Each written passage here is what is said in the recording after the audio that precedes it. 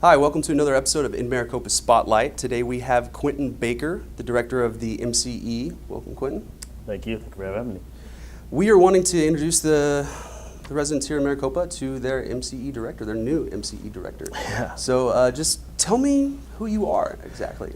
Who am I? I guess it's an entrepreneur by heart. Done it for, a relatively small period of time, around 5-6 years, but had a lot of experience during that time frame. Was a part of about 19 startups, and 2 of them worked out, thankfully. So during those processes, a lot of failures and a lot of small wins that when you accumulate them all together, it created this experience that I would never trade in for the world, honestly.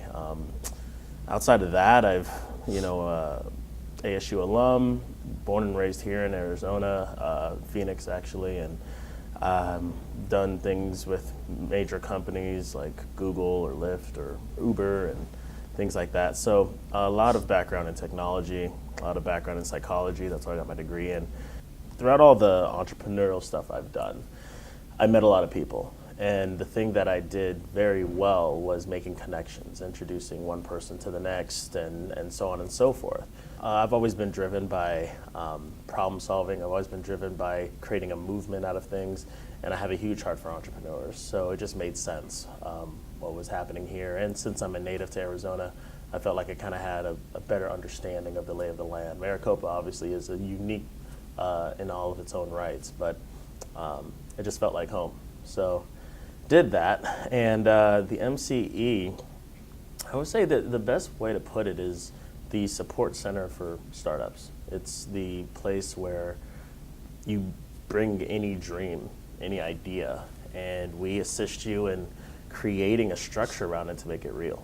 It's not money, right? But it's like the people, the community, to actually bring this forward. And some cases it's not even a business. Sometimes it's a movement. Sometimes it's a passion, a lifestyle. Sometimes it's another job somewhere else. And we help people figure all that stuff out here and then take the next steps forward. You know, we have a huge creative community here in Maricopa, and I think that source of creativity is what brings about these ideas, these new lives, these new inspirations that cause people to want to try something new, do something new, create something new. A lot of my past has been around result-oriented things, so stats, systems, numbers matter. So what we've done so far is provide the city with statistics board and online dashboard to be transparent with what's going on, what are some of the results. Also too, we're just fostering that kind of culture here with our clients, like milestone guides. Where are you at in your plan? Do you have a plan? Let's help you create that plan. I think the city has really welcomed that level of approach when it comes to just tracking and measuring just activities, attendances, different things that we do have here, so that way, they can know what works, what doesn't, and can we duplicate it? Can we grow? Where can we grow? We're developing programs right now actually to help people with flow charting out, writing down, detailing, and putting the pieces together of what their actual business operations is like, such that they're clear what it is that they're doing and where they're meeting the measures or not, and they can easily train someone else to duplicate that process. What things do you see within the millennial generation that is sort of a positive about them, and what kind of things do you think are sort of shortcomings with the millennial generation? When it comes to I guess the broad strokes of millennials, whether it's attention spans or lack of interpersonal connections, what have you. I think that it shows a lot of opportunities of where as a community, as a culture, we can really expand on our abilities of communicating with one another. I think that's one thing that this community of millennials is actually in a prime position for.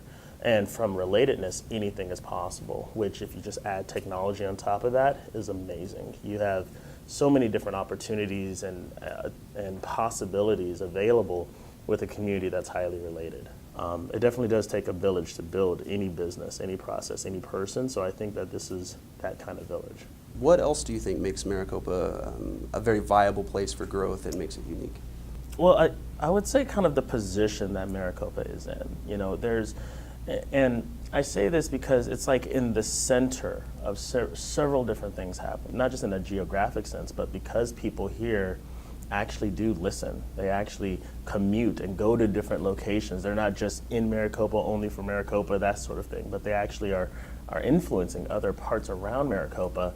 It makes this city very valuable for information, for people, for growth, for families, for culture and development, such that if any company was to build anywhere around here, they're gonna get influenced by Maricopa in a heavy way. Truly anything is possible. We don't have to rely on any one way or trend of things to go ahead and try something else, try something new, to not be afraid, to not expect, and just go for it. I think that the political nature of things now kind of, not just, it demands that of us. You know, it demands that to have that foresight, to have that, you know, I'm gonna, in the future, and then I'm gonna roll it back to today, all of these things are possible for me. I'm gonna just take as many of them as I possibly can. Business is all about that, you know, so I would say right now, do it. Just do it. No matter what the president is or the mayor is or whoever it is, just do it. Just do it. Yeah. You heard it here, Quintin Baker. Well, thank you for spending time with us today, Quintin. Yeah, I thank appreciate you. it. Yeah, definitely. Thanks a lot for having me. And that'll do it for us here at InMaricopa. Thanks for watching. That's it. We're out. All right.